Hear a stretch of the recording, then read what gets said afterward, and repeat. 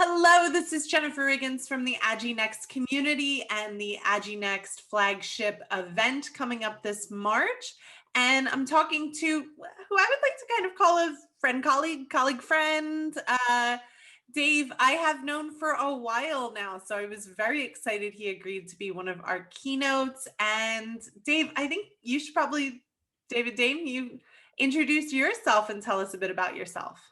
How can you say no to Jennifer Riggins, right? So when she asked, there's no problem. How Uh, American. so, so my name is Dave Dame. I've been an engineer. I've been a product manager before I became an Agile. In the last 15 years, I've helped organizations scale up with Agile, and large organizations act more like a startup. So it's like whatever the one wants to be, they want to be the other. And I really come in to really help them make that shift to agility. And in these days, I'm not as so caught up in the frameworks and practices, but when we get those baked in, I'm really more focused on the other end of really how do we ensure we have the right cognitive diversity and human capital for agility to really thrive. So this is what me. For those of you that don't know me, is I roll around in a power wheelchair, not because I'm lazy, but I have cerebral palsy. And really, I think my cerebral palsy has given me a superpower to agility because with my cerebral palsy, what I'm really looking at is the mismatch between what I can do and what the environment around me can accommodate, right? Because I always like to say it's not cerebral palsy that holds me back, rather it's the mismatch in the environment that accommodate my cerebral palsy that holds me back.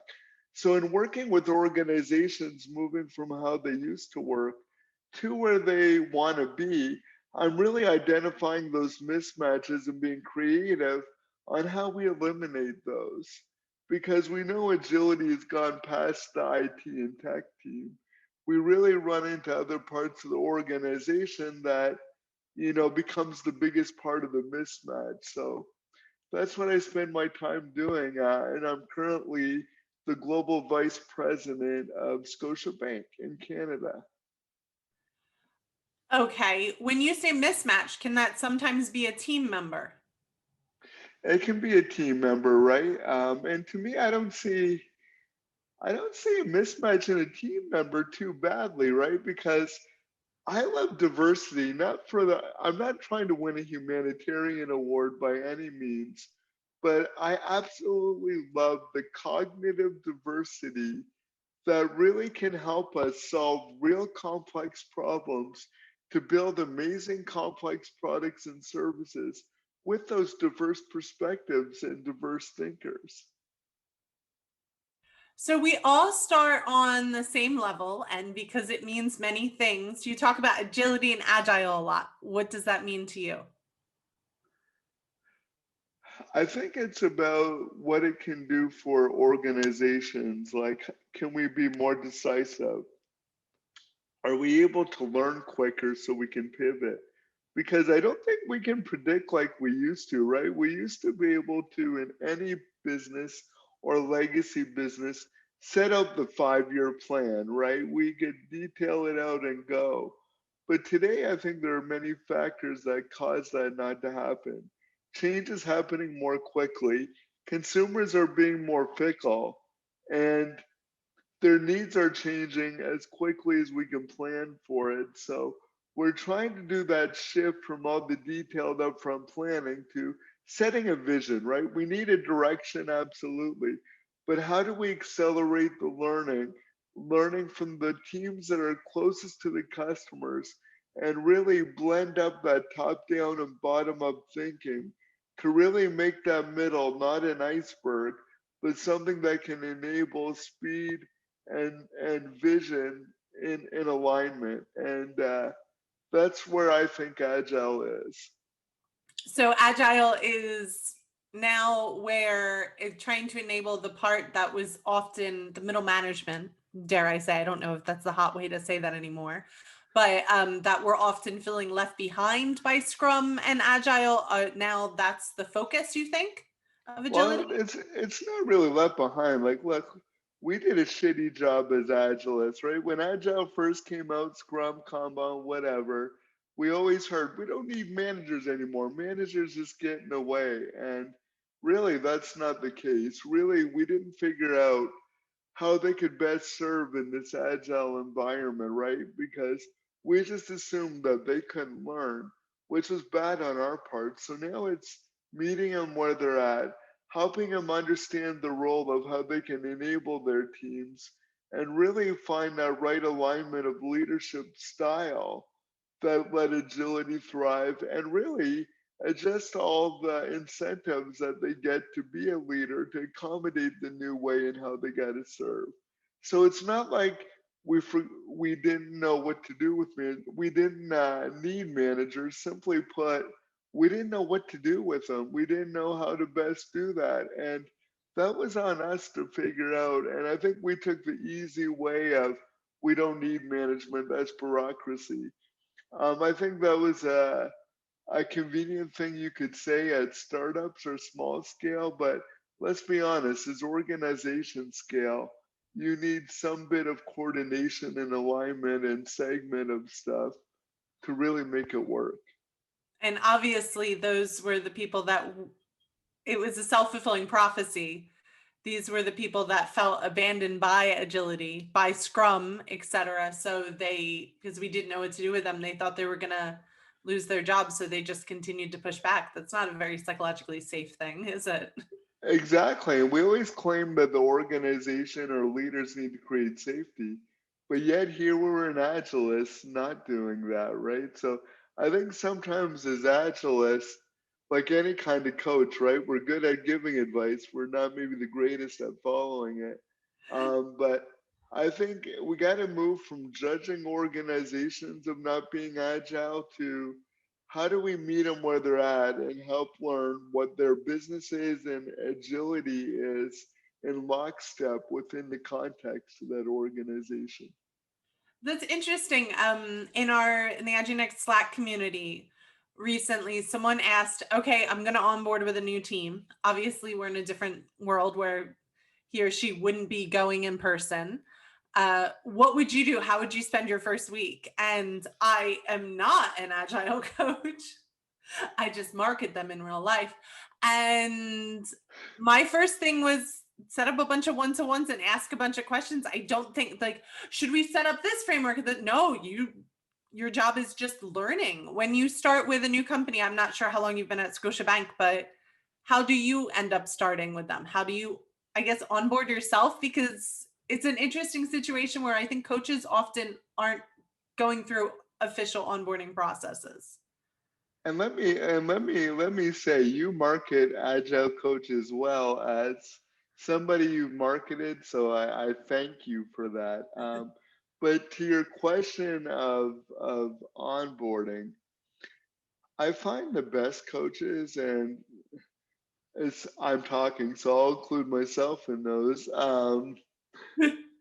I like to go in and just listen first, right? Because too often, younger Dave would have been, I have all these agile practices and tools. I can't wait to tell you. Once you learn it, you'll know I'm right and we'll be agile and I'm everything will be okay. certified. Exactly. Or not even certified. I just feel I know something you don't. And your obligation is to listen to me because I'm the agile expert. Where the reality is, I think a lot of time we got to go in and just listen. What does agile mean to you? What's keeping you up at night from a business perspective or an organizational perspective? And really get a chance to learn what your team is trying to do, what they're struggling with, but then also meet and listen to that immediate um, the next immediate connections to the team just outside of it, because you're not going to learn the whole org overnight. That's a journey, not a destination. But just meet the immediate touch points of the team and understand where the real struggles are, and then find out what are their biggest struggles at the moment and start to introduce things to remove those pains. And it might be to start them as Scrum, it might be to start with Kanban, to start them where they're at, or it might be just simply get everybody talking, right? Because what you don't want to do is overload them with learning new ways of doing it while they're still under the gun of delivering some of the same things. So you have to be very mindful in what you introduce so they have the ability to absorb safety to try and test to begin to create that new muscle memory. And I think too often we're really excited to make an impact and we've learned all these great exercises and workshops. So we just want to indoctrinate them with that instead of being empathetic to going, what kind of stress and circumstances are you under? Because I want to do this in a way where it's meaningful and it's not adding to your stress. It's actually, hopefully, over time, taken away from it. Yeah, I think that's true also because we're in a financial crisis. We're in a plethora of crises simultaneously right now. And one of them, I do see a lot of agile coaches or coaches and consultants in general always the first to go. So I think a lot of times right now, agile coaches feel like they have to do something right away. We need we need to prove that we implemented this strategy and this framework, but that may blow up in their faces anyway. But how do they deal with that? I guess there's a lot of imposter syndrome. Dare I use another hashtag keyword of agile for agilists? And how do they balance that need to prove to the people that hired them that they're doing something and achieving something? A lot of times when I see consultants and coaches let go, a lot of times it's, first you got to cut costs because you're right, there's a budget, there's an easy way to do that. So let's not underestimate that. But I also think sometimes we come in promising it's going to be solved, where the reality is we're on a long journey here. It's going to be painful, it's going to be what we're doing. And to be honest, in this climate, we should look at being full time and not consultants because we know they don't have the budget for it. So maybe it's time to really look at on is it better for us to be employed or is it better for us to be a consultant and maintain our integrity? Because we keep that relationship so we're not committed, but they can keep that relationship because they're not committed. So first, maybe let's look at our relationship. Do we want to be in dating, or are we going to be just like in what are those new swipe right dating apps kind of thing? I don't know because I've been married for 16 years, but really get in a relationship. And I think coaching is a real challenge now, right? Because we're not co-located. We can't observe the system like we would. So now we got to look at how do we keep, how do we create new sense and respond mechanisms? So I think we got to figure out a way of how do we build a relationship with the team to connect with it? And how do we find ways to observe the system, whether it's through Slack? What we don't want to do is inundate them with more meetings because that's what everybody is struggling with Yes. now. But I think we got to figure out a way of how can we coach now in a remote environment that isn't going to go away. Mhm. If anything, there's going to be a degree of flexibility. So, what is our tools for sense and respond? So, I think we got to solve that first.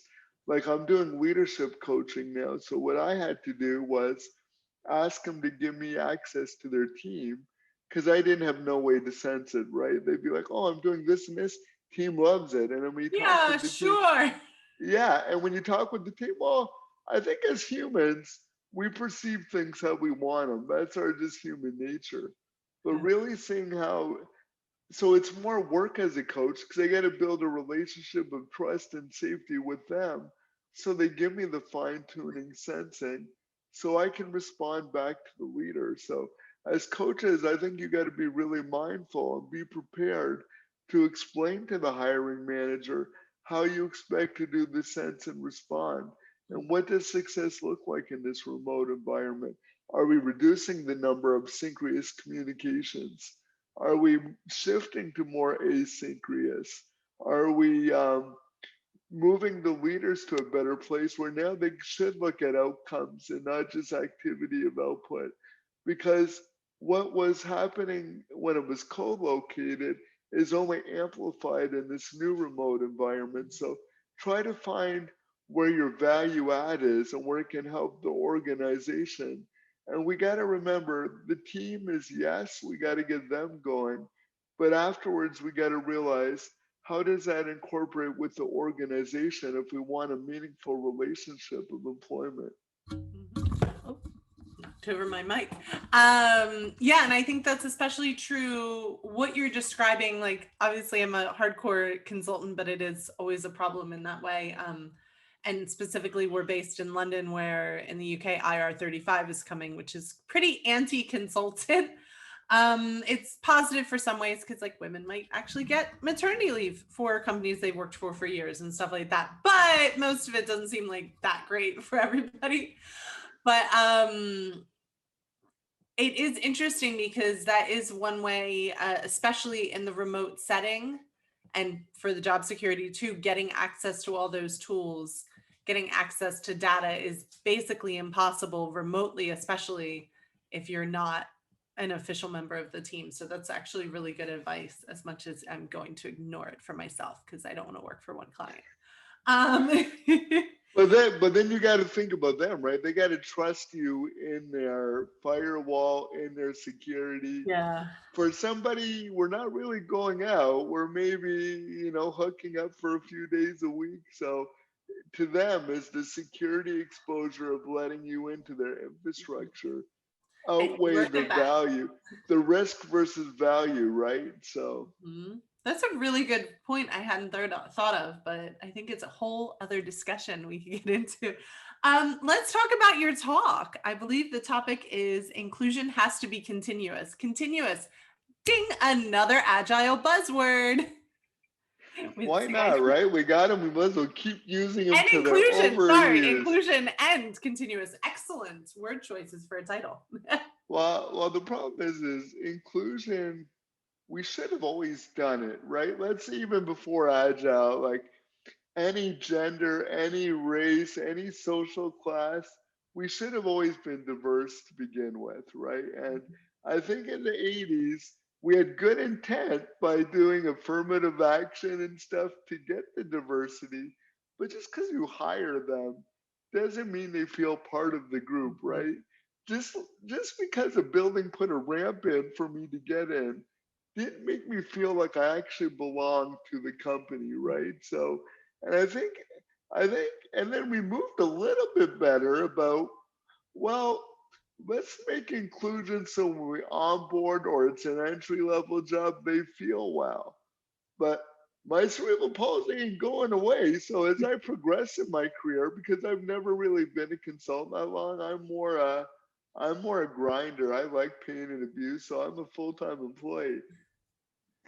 But I find a lot of places don't look at inclusion as part of the whole life cycle of my employee engagement. So now I think we got to start thinking that inclusion is no longer a central HR buzzword and functional, but as the person progresses in their career and moves up, how do we ensure we allow them to bring their best selves to really tackle that next challenge in their career. And in my talk, I give really pragmatic examples because I happen to be somebody that is a diverse hire, which is funny. Somebody interviewed me just this morning and said, what do you see the difference between when you're on a diverse team or not? And I'm like, by default, I've always been on a diverse team, right? Unless it was like the Special Olympics or something, but I've always been like a part of a diverse team, right? So I wouldn't know how it is, but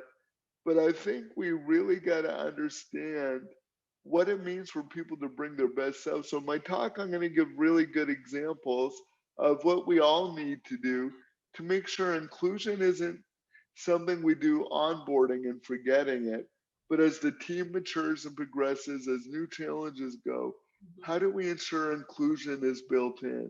And a big part of inclusion, here's another buzzword, is safety, Yep, right? We psychological have safety.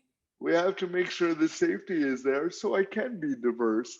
Because we've all seen this, right? Where people get executives get excited. We hired a diverse candidate, and in 3 years they They've made them left. they left or they made somebody a mini version of themselves, Oh. right? Because that's what we're conditioned. Because we say, oh, to be successful, I got to be like that. So we got to move in from fitting into the corporate box or whatever, to the corporations understanding the real value add is all of us outliers that don't fit in that box, that are going to see things that their singular seeing was always missing, to stay competitive, to not alienate your market share, your customers.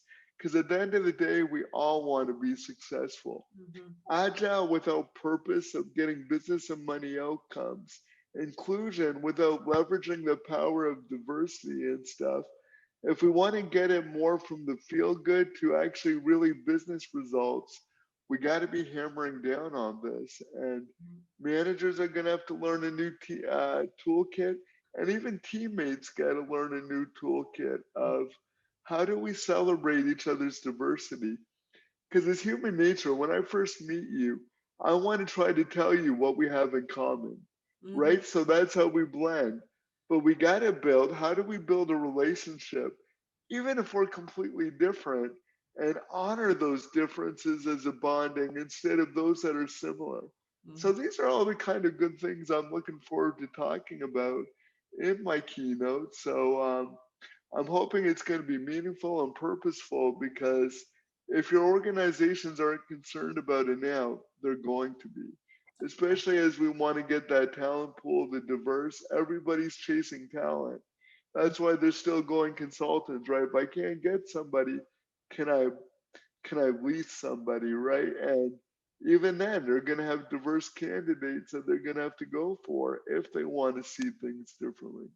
And certainly retention is just as important as recruitment. And Well, yeah. retention, and what I'm going to share with you on that keynote is, and I'm not going to give it away too much, but I do think diversity has an expiry date where you got to refresh it to keep that diverse, to not fall into team and group think.